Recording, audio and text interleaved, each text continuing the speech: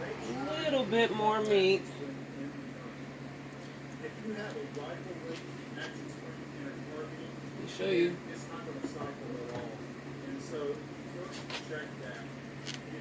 Mm.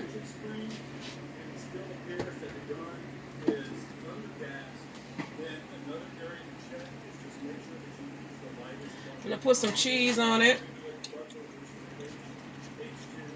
So let's go get some cheese. Kind of doing two things at once here. Just pulling off some more meat there. There we go. Just pulling that off there. Alright, so we're gonna go get some cheese.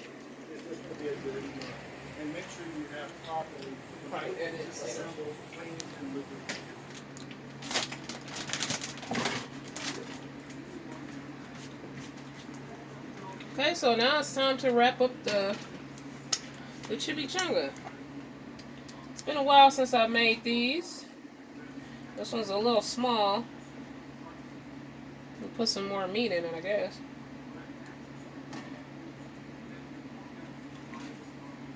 Or I could put some more veggies. Did you put peppers in it? I have peppers in it. Oh yeah, I see them now.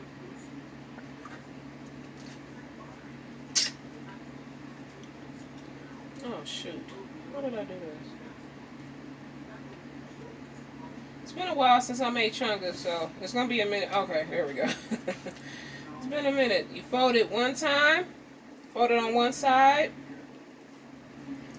and you fold it on another, and you put toothpicks in it. My toothpicks is on the other side over there. So what we're gonna do is we're just gonna fold it.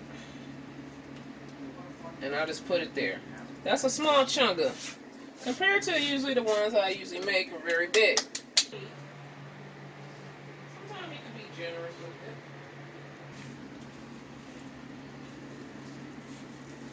it. I make them real big. Some people, they make them small, but I like to make mine pretty healthy. You can put anything in your chungas. It took me a minute because it's been a while. It's been a few years since I made chimichangas. You can actually season it. You can actually season your peppers and your onions if you want. Hands are clean. I used to like making chungas actually.